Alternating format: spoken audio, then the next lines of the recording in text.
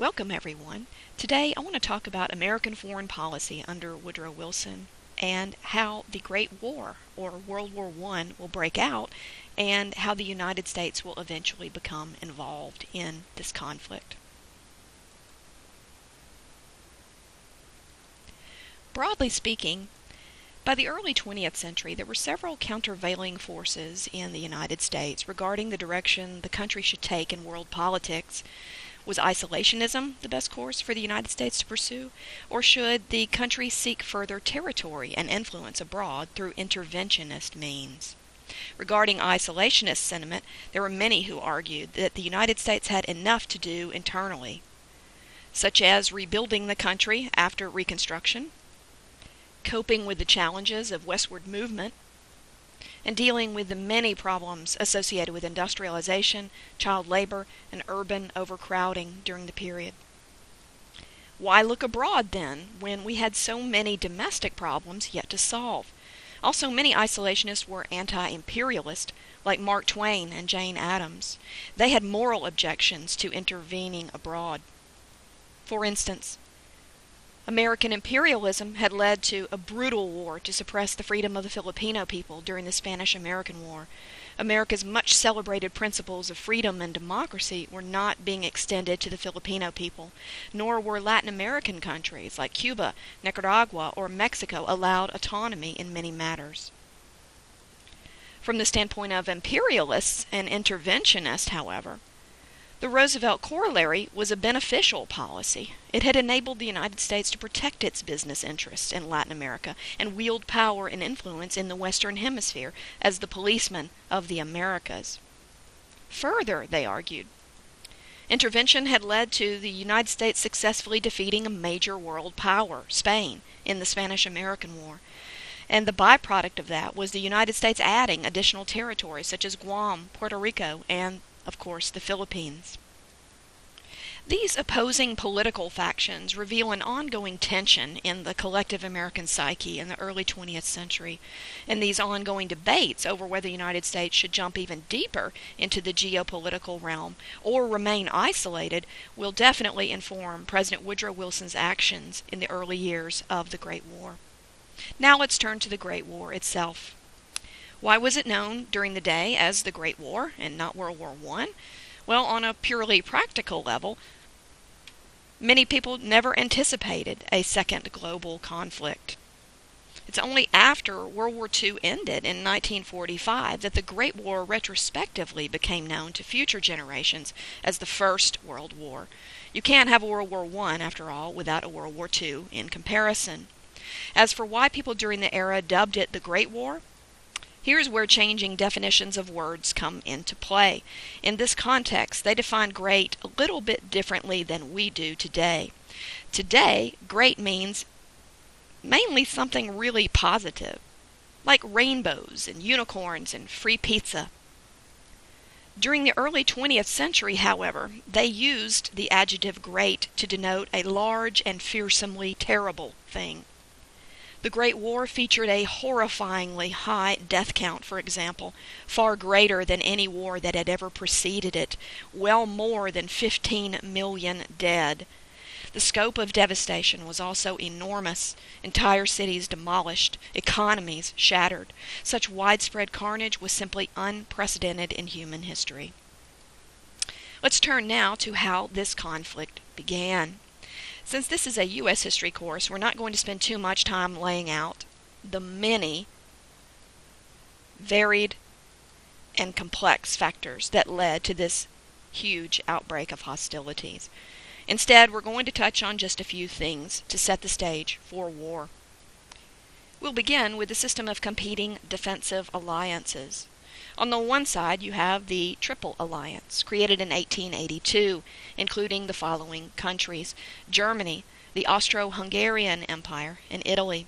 On the other side, you have a rival defensive alliance, the so-called Triple Entente, created in 1907, including Great Britain, France, and Russia. In both cases, each country, by joining their alliance, pledged to offer military support to the others in case they were attacked by an outside force. But why were European powers seeking collective security by forging these mutual defensive alliances? Why did they feel like they might need the help of allies? Their actions in this case were the direct result of militarism surrounding the global imperialist race around the turn of the 20th century. Each of these countries had embarked on the pursuit of acquiring colonies abroad. A good example of this can be seen in the so-called scramble for Africa, as the map here illustrates. As each of these countries competed with others to secure natural resources, land, and prestige, they sometimes came into conflict with one another. In order to defend themselves against their colonial rivalries, therefore, countries began stockpiling weapons. To accomplish their goals, imperialist nations began arming and equipping their military with the latest, most advanced weaponry, and they're spending a lot of money to do so, as you can see on the chart displayed here. In fact, we use the phrase arms race to characterize this common strategy on the part of these nations to stockpile weapons. Germany and Great Britain, in particular, were locked in a vigorous contest by the 1890s over who could build and outfit the largest and most powerful navy in the world. As you can see, again here from the chart, Germany's defense spending increased almost tenfold between 1870 and 1914. Much of that was going into beefing up its navy. Spoiler alert, though, by 1914, the Royal Navy still featured the biggest, most advanced fleet on the open oceans. Germany, despite its ambitious building program of recent years, just could not catch up with the bad-to-the-bone Brits. But what do you do if all your competitors have the same advanced weaponry as you? How do you gain an additional edge over them? You look for mutual security. You join a defensive alliance. So we come back to the importance of the Triple Alliance and the Triple Entente. The knowledge both sides take comfort in is this: in the event of war, they won't have to go it alone. And that means when tempers flare during the summer of 1914, neither side is going to be particularly willing to back down, safe and secure in the knowledge, they believe, that their alliance buddies will have their back. So why negotiate and make peace? In other words, the ongoing arms race between powers and all this aggressive jockeying for prestige on the international stage means that these actors were more inclined now to go to war rather than less inclined. We have all these new weapons after all, why not take them out for a spin? This militaristic aggressive attitude will result in a rapid escalation of tensions when the July crisis erupts in the summer of 1914. Some necessary background first, though. The Austro-Hungarian Empire had annexed the region of Bosnia and Herzegovina in 1908. This provoked a response, not just from the people who lived there, who didn't want to be ruled by the Austro-Hungarians, but also by the neighboring Serbians, who wanted control over that territory too. Russia also felt that it was a protector over fellow Slavic peoples in southeastern Europe. They too were displeased at the Austro-Hungarian Empire's takeover of the region, and Russia will not forgive or forget this perceived insult. Now back to the July crisis. What lit the fuse for all these ongoing tensions to break out into open hostilities was the assassination of the heir to the Austro-Hungarian throne. The Archduke Franz Ferdinand was killed by a Serbian nationalist group while visiting the city of Sarajevo on June 28, 1914. At this point, the system of competing defensive alliances is triggered, and war quickly becomes a reality. Regrettably, due to time constraints, I can't elaborate on the many stupid, childish decisions made by both sides in the lead-up to open armed conflict. But broadly speaking, the worst aspects of humanity, greed, arrogance, selfishness, and more, were on ample display that summer. And sadly, the Great War was not inevitable. Had cooler, more rational heads prevailed, there were several junctures where this conflict could have easily been avoided. Maybe in an alternate universe the Great War never happened, and everyone eventually just chilled out and blew bubbles instead of blowing cities to smithereens. Oh well.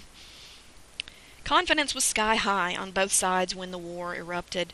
The Central Powers, those who were members of the Triple Alliance, later joined by the Ottoman Empire and Bulgaria, bragged about easily vanquishing their enemy.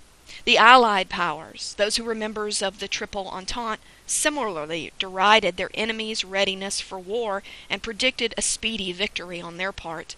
Indeed, both powers, as they readied for combat in the summer of 1914, anticipated their men would leave in August, soundly defeat their foes within a matter of months, and return home to enjoy a hero's welcome by Christmas of the same year. Yet, as those who have the benefit of hindsight can attest, this unbridled optimism and confidence were misplaced. Instead, the vicious arms race both sides had participated in before the war paid off in the worst possible way. The Central and Allied powers were relatively equally matched when it came to the next generation of the best, deadliest weapons you could buy. Some of the newer, more devastating military technology included hand grenades, high-powered, long-range sniper rifles, machine guns, higher caliber, longer range artillery weapons, poison gas, armored vehicles, and airplanes.